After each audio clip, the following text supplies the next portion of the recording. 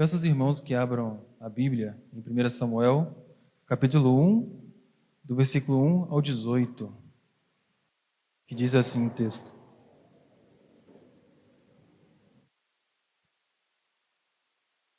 Vi um homem de Ramataim Zofim, da região montanhosa de Efraim, cujo nome era Eucana, filho de Jeroão, filho de Eliú e filho de Tou, filho de Zufe, efraimita.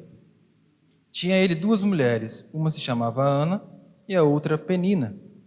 Penina tinha filhos, Ana, porém, não os tinha. Esse homem subia da sua cidade de ano em ano a adorar e sacrificar ao Senhor dos Exércitos em Siló. Estavam ali os dois filhos de Eli, Ofni e Finéias, como sacerdotes do Senhor. No dia em que Eucana oferecia o seu sacrifício, dava ele porções deste a Penina, sua mulher, e a todos os seus filhos e filhas. A Ana, porém, dava porção dupla, porque ele a amava, ainda mesmo que o Senhor a houvesse deixado estéril.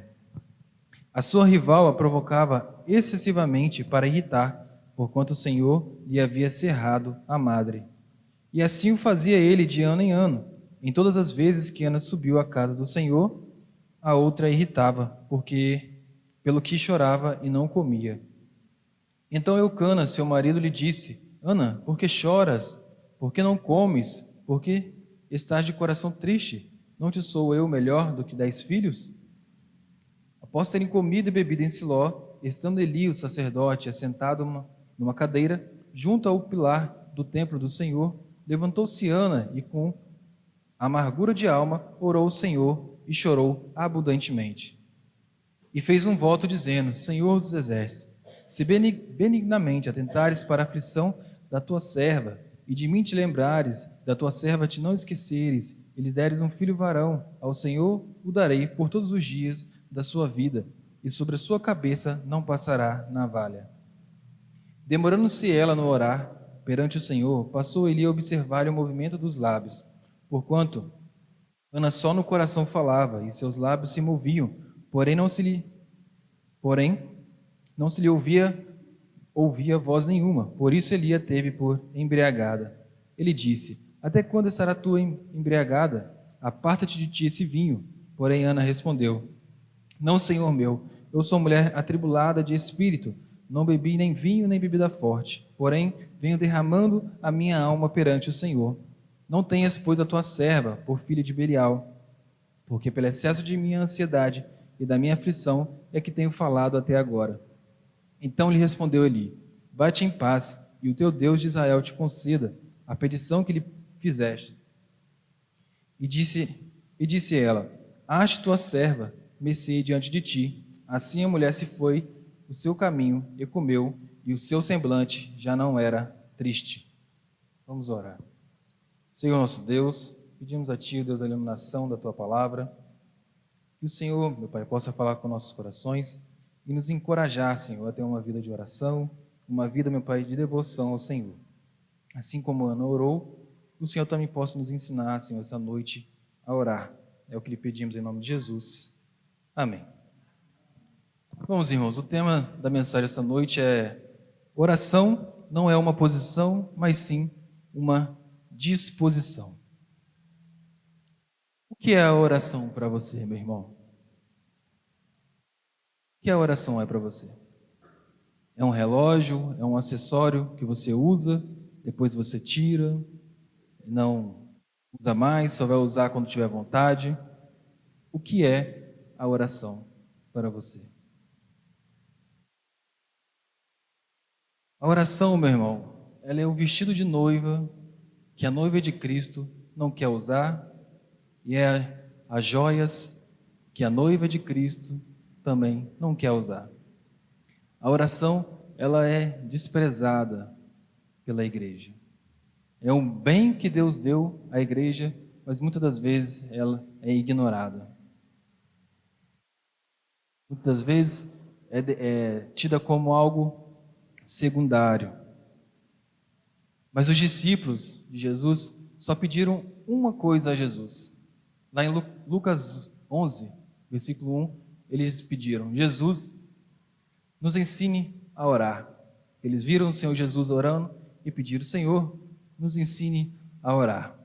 Eles não pediram: Senhor, nos ensina a expulsar demônio, nos ensine a andar, a rodar no reteté, não nos ensine a falar em línguas, não nos ensina a fazer milagres. Não, eles pediram: Senhor, nos ensine a orar. E a oração é algo tão simples que uma criança pode fazer. A oração, ela não se faz usando as joias da teologia, não se faz ela vestindo o vestido da sabedoria, nem usando os adornos do conhecimento, e nem muito menos usando o chapéu do academicismo. A oração é feita na humildade, na simplicidade, não precisa de muito, não precisa ser doutor para orar. A oração de uma criança, às vezes, pode ser mais aceita por Deus do que a oração de um adulto que é sábio, que sabe usar as palavras. Às vezes você pode olhar: nossa, como ora bonito o irmão. Mas, na verdade, é só sepulcro caiado, né? Só por fora. Então, irmãos, o que é a oração para os irmãos? A oração é a flor do jardim chamado graça. É a flor mais bela do jardim chamado graça. Oração, meus irmãos, se o crente não tiver vida de oração, ele cai. Duas mulheres estavam costurando a calça de seus esposos. Seus esposos eram pastores. A primeira disse: nossa, meu marido está passando por momentos difíceis no ministério, ele está pensando em largar, em desistir. Aí a segunda disse: sinto muito, lamento, meu marido também passou por isso, mas hoje ele colhe frutos, bênçãos do Senhor no ministério. A primeira estava remendando a parte traseira da calça do marido, enquanto que a segunda estava remendando a parte dos joelhos. Então, pegou a lição, né? Sem oração, nada se faz. Vocês já ouviram falar de Dwight Moody? Ele foi um avivalista do século XIX. Ele nasceu numa família grande, com 9 filhos. Seu pai morreu quando ele tinha 4 anos. Sua mãe cuidou dos filhos para pagar as contas que o pai deixou. E quando ele tinha 17 anos, ele disse para a mãe dele: mãe, eu vou para Boston, Massachusetts. Vou trabalhar com o meu tio na sapataria. E assim Moody foi, mas o tio dele na sapataria disse: olha, você terá que frequentar escolas dominicais numa igreja. Você terá que frequentar uma igreja, se quiser continuar trabalhando aqui. Assim Moody foi para a igreja, ainda não era convertido, mas ele estava indo. Até que um dia Edward Kimball, o professor dele de escola dominical, chegou na sapataria, viu Moody lá atrás arrumando os sapatos e falou para Moody: Moody, você precisa abrir o coração para Jesus, você precisa ter uma vida com Deus. E aí Moody guardou aquelas palavras e depois, passando mais algum tempo, ele ouviu um pregador dizer: o mundo está para ver um homem totalmente entregue nas mãos de Deus. E Moody disse: eu serei esse homem. E depois de mais um tempo, ele estava pregando numa igreja. Quando ele saiu, 2 senhoras, se eu não me engano, da metodista, o abordaram e disseram: Moody, estamos orando por você. E ele perguntou: por quê? Para que Deus lhe encha com o poder do Espírito Santo. E passando mais alguns dias, ele teve uma experiência com Deus, a qual ele disse que ele não abre mão daquilo por nada. Moody foi responsável por levar mais de 500.000 almas ao Senhor. Que Deus o encheu com o Espírito Santo. Mas aquelas mulheres oraram por ele. Aquelas mulheres dobraram o joelho por ele. Então, meus irmãos, ele tem uma frase muito bonita que ele diz: a fé torna tudo possível e o amor tudo mais fácil. Jonathan Edwards, quando ele pregou o sermão Pecadores na mão de Deus irado, ele passou dias antes orando e jejuando. E quando ele foi lá pregar, o relato diz que as pessoas se agarravam nas colunas com medo do chão abrir e o inferno as pegarem. Tão grande foi a experiência. Mas tudo começou com a oração. O que é oração para você? É uma posição ou é uma disposição a orar? Vamos ver a história de Ana. Bom, no versículo 3 diz assim, versículo 2, tinha ele duas mulheres, uma se chamava Ana e a outra Penina. Penina tinha filhos, Ana, porém, não os tinha. Este homem subia de sua cidade de ano em ano a adorar e sacrificar ao Senhor dos Exércitos, em Siló. E estava ali dois filhos de Eli, Hofni e Finéias, como sacerdotes do Senhor.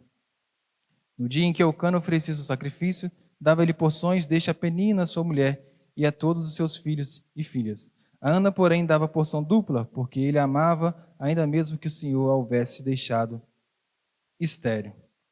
Então, Ana tinha uma vida com uma rival, provavelmente era concubina, que Ana era a primeira esposa dele. Naquele tempo era assim, quando a esposa não podia engravidar, o homem ficava com outra esposa ou a serva da esposa, concubina, para poder engravidar. Então Ana vivia com essa situação de ela que tinha o desejo de ter um filho, que ela não queria vários, ela queria um só, mas como ela não podia ter, ela sofria por isso. Eucana ainda tentava ajudá-la, dando porção dobrada de sacrifícios, mas isso não alegrava o coração dela, porque ela estava vivendo a amargura de espírito. O versículo 6 diz assim, a sua rival provocava excessivamente para irritar, porque o Senhor havia encerrado a madre. Bom, Penina achava que era abençoada porque tinha filhos, e Ana era amaldiçoada porque não os tinha. No Antigo Testamento, quando a mulher tinha muitos filhos, era sinal de bênção do Senhor. E quando a mulher não tinha nenhum filho, era sinal que era maldita. Então, Penina usava disso para provocar a Ana, para entristecer a Ana, porque Penina achava que o ter era ser abençoado. Mas não é o ter que abençoa, é o ser. Deus não olha para o ter da pessoa. Nós somos habilidosos em olhar para a pessoa e julgar o que ela tem e achar que ela é abençoada por Deus. Mas não é assim que Deus vê. Penina tinha filhos, mas era arrogante, presunçosa, soberba. Ana não tinha, era humilde, sincera. Vê a diferença? Então Ana sofria com essa situação. E Eucana, que era o marido que não entendia a situação dela, veja o versículo 7 e 8. E assim o fazia ele de ano em ano. Todas as vezes que Ana subia à casa do Senhor, a outra irritava, porque chorava e não comia. Então era todo ano, Ana sofria. Então Eucana, seu marido, lhe disse: Ana, por que choras? Por que não comes? Por que está de coração triste? Não te sou eu melhor do que 10 filhos? O que Eucana está dizendo com isso?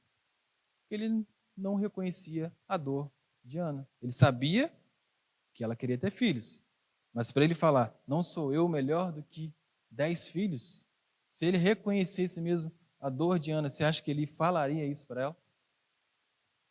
É como se ele estivesse falando, Ana, está chorando de novo por causa disso, de novo esse choro, de novo essa conversa de filhos, não te dou tudo. Mas Ana cansou dos presentes dele, cansou das bijuterias, dos presentes, ela não aguentava a dor que ela sentia, que era ter um filho. E assim, meus irmãos, como Ana orou?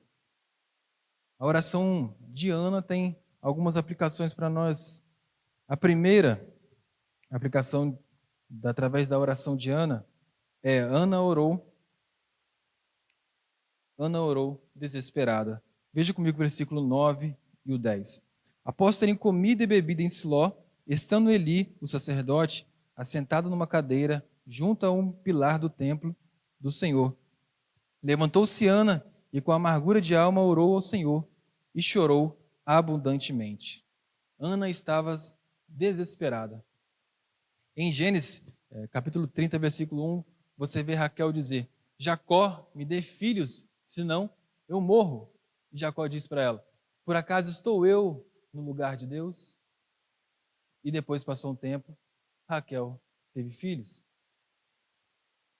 Moisés, em Números 11, quando o povo do Egito estava reclamando que queria as cebolas, a comida dos egípcios, que não aguentava mais o maná que Deus os tinha dado, o povo começou a reclamar. Moisés olhou para o povo e ficou sentido e disse: Deus, eu não aguento o fardo desse povo. Ou o Senhor me mate, me mate.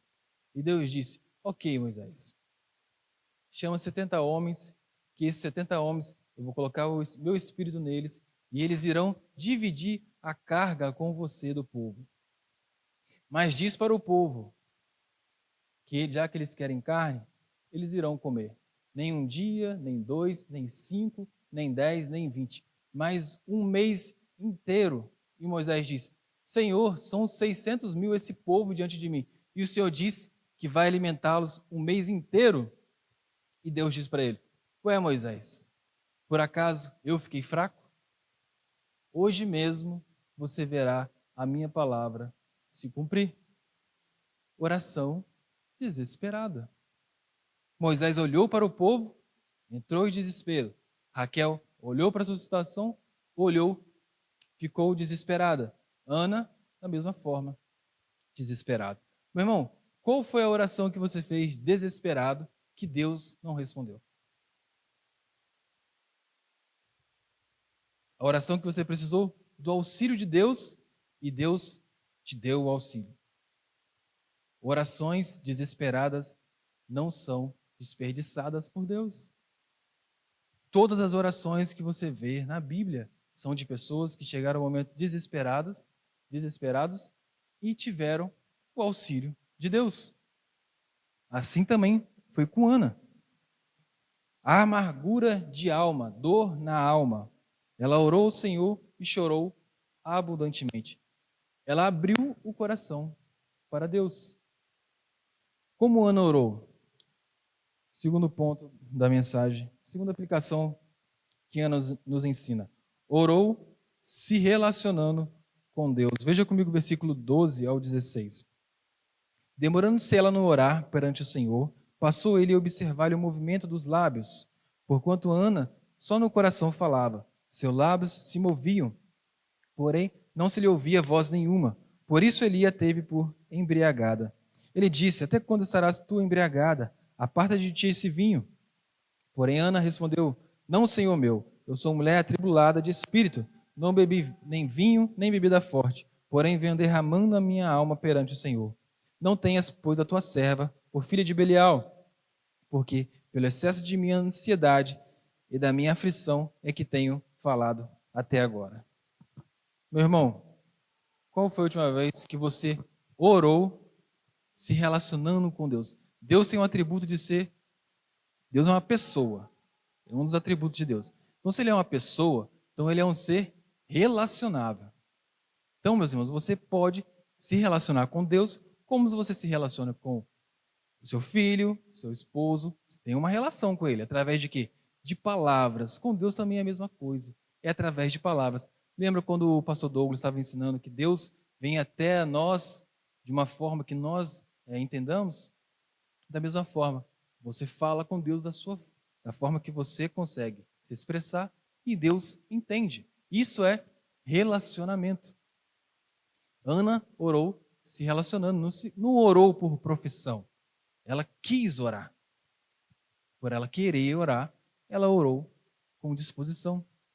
Tem um pregador que ele já morreu, ele dizia assim: se você quer ver se o pregador é famoso, vá à igreja à noite. Se você quer saber se a igreja é famosa, vá na escola dominical pela manhã. Mas se você quer saber se Deus é famoso, vá na reunião de oração. Quem perde? Quem perde? Acho que é Deus, né, que perde, né? Porque as pessoas não olham para a oração como deveriam olhar. É o vestido de noiva que Cristo deu para a noiva dele e ela não quer usar. É as joias que Cristo deu para ela e ela rejeitou. É a oração. As pessoas não querem orar, as pessoas querem receber. E não é orar, Deus me dê isso, me dê aquilo. Não. Deus trabalha no meu coração, Deus me transforma. Isso é se relacionar com Deus. E foi isso que Ana fez. Abriu o coração, expôs tudo, por isso que ela demorou. Ela se relacionou com Deus. A sua oração dura quantos minutos? 1 minuto? Acabou. Tem relacionamento nisso? Se você ficar falando com seu filho 1 minuto por dia, 1 minuto só, você vai conseguir ter relacionamento com ele? Deus é misericordioso, mas não é por causa disso que nós temos que abusar da misericórdia. Amém? Como Ana orou, nos ensinou a orar. Orou confiando que Deus pode mudar situações que são impossíveis. Versículo 17 e 18. Então lhe respondeu Eli: vá-te em paz, e o Deus de Israel te conceda a petição que lhe fizeste. E disse ela: ache tua serva mercê diante de ti. Assim a mulher se foi o seu caminho e comeu, e o seu semblante já não era triste. Quem ora é porque tem fé. Né? Pode ver que Ana saiu, comeu, antes ela não queria comer, comeu, e o seu semblante já não era triste. Por quê? Ela confiava que Deus mudaria a situação dela. E ela expôs toda a amargura de alma dela na oração. Tirou um peso das costas, não é? E entregou a Deus. E confiou em Deus. Você confia em Deus? O quão perigoso é confiar em Deus, hein? Você vai ter que abrir mão de muita coisa para confiar em Deus. Não vai poder olhar para os problemas, para as dificuldades. Quão perigoso é confiar em Deus? Porque as pessoas não confiam, deve ser perigoso confiar nele. Deus já nos deu tudo. Tem um professor meu que ele diz assim, sobre os estudos. Ele fala assim, tá tudo aí, ó. O pastor Douglas vai saber quem é. Tá tudo aí, é só estudar. Tudo aí, é só estudar. Mesma coisa aqui, é aqui. Deus já fez tudo. Jesus já fez tudo. É só orar. Tá tudo aí. Está tudo feito.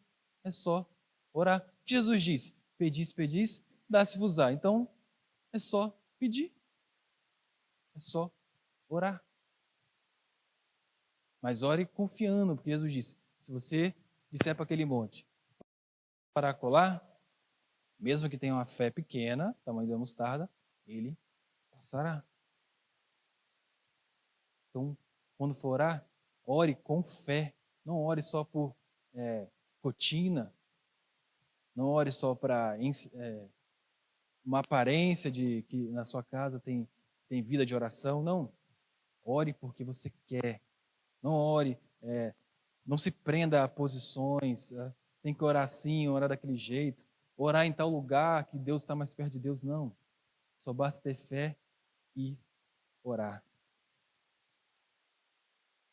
Bons irmãos, Ana nos ensina essas 3 coisas. Que devemos ter a oração desesperada, que é abrir o nosso coração para Deus. A segunda coisa que ela nos ensina é orar se relacionando com Deus e orar crendo que Deus pode mudar as situações. E Deus mudou a situação de Ana. No versículo 19, vai dizer, até o 28, levantaram-se de madrugada e adoraram perante o Senhor, e voltaram e chegaram à sua casa, a Ramá. Eucana coabitou com Ana, sua mulher, e lembrando-se dela o Senhor, ela concebeu e, passando o devido tempo, teve um filho, que chamou Samuel, pois dizia, do Senhor pedi. Eucana, seu marido, com toda a sua casa, ofereceu ao Senhor sacrifício anual e ia cumprir o seu voto. Ana, porém, não subiu e disse a seu marido, quando for menino desmamado, levá-lo-ei para ser apresentado perante o Senhor e para lá ficar para sempre. Respondeu-lhe Eucana, seu marido faz o que melhor te agrade. melhor te agrade. Fica até que desmames, não somente confirme o Senhor a sua palavra. Assim ficou a mulher e criou o filho ao peito até que desmamou. Havendo desmamado, levou-o consigo com um novilho de 3 anos, um efa de farinha e um odre de vinho, e apresentou a casa do Senhor a Siló. Era o menino ainda muito criança. Imolaram o novilho e trouxeram o menino a Eli. E disse ela: Ah, meu senhor, tão certo como vives, eu sou aquela mulher que aqui esteve contigo, orando ao Senhor. Por este menino orava eu. E o Senhor me concedeu a petição que lhe fizera, pelo que também o trago como devolvido ao Senhor por todos os dias que viver. Pois do Senhor o pedi, e eles adoraram ali o Senhor. Ana pediu um filho.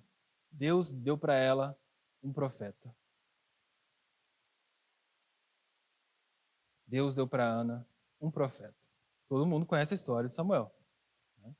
O profeta de Israel. Julgou o povo, era sacerdote, profeta e juiz.